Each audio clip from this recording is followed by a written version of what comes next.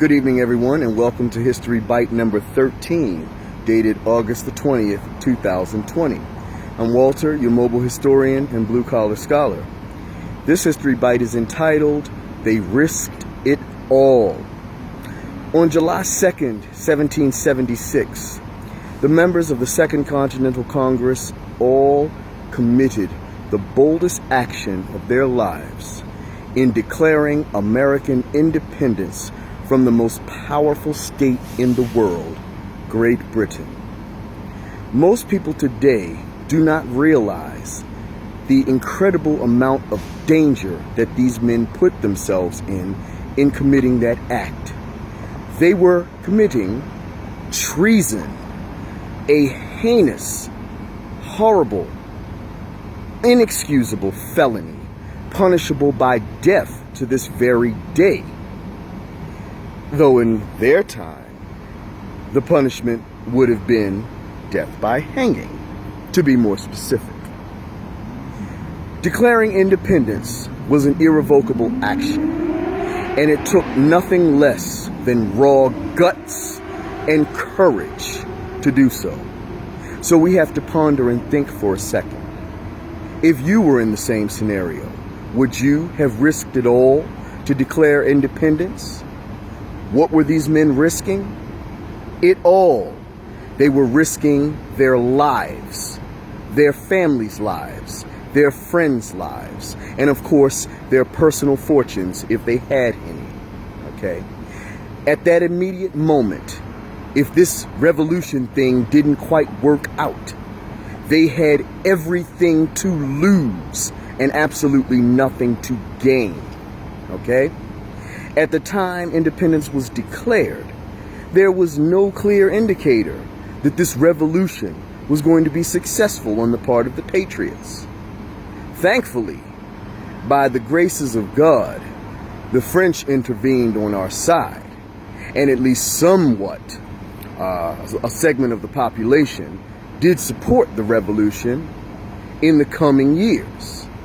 John Adams made it known that throughout the course of the war, roughly only 1/3 of the people actually supported the revolution. Quite a few Americans remained Tories or devout loyalists to the British crown. So without that consensus, and without any guarantee that there would be any foreign intervention on our behalf, these men were committing an act which, if it didn't work out the way they wanted, would have almost certainly led to their executions. This is what led to the statement by Dr. Benjamin Franklin, although the accuracy and whether it actually happened or not is disputed, but the statement went that we must all stick together now, we must all hang together now, or we shall all most assuredly hang separately. Dr. Franklin was referring to the 13 colonies. Indeed, in declaring independence, they had to all stick together. If any of them decided to retract, it could jeopardize the whole movement. All right.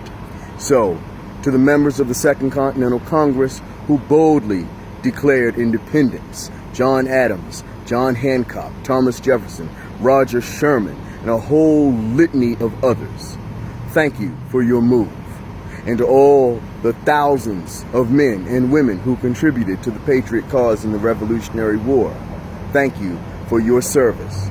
And to all the colonies, New Hampshire, Connecticut, Rhode Island, Massachusetts, New York, Pennsylvania, New Jersey, Delaware, Maryland, Virginia, North Carolina, South Carolina, and Georgia, thank you for making that bold step to declaring American independence and giving us the nation we have to this day.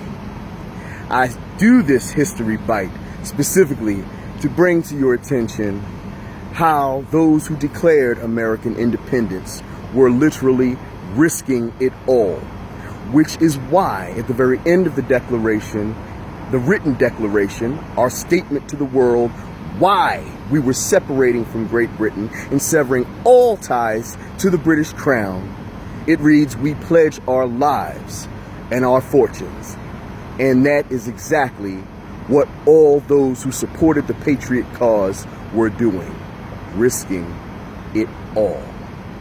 Thank you for listening to this History Bite, and I'll talk to you next time.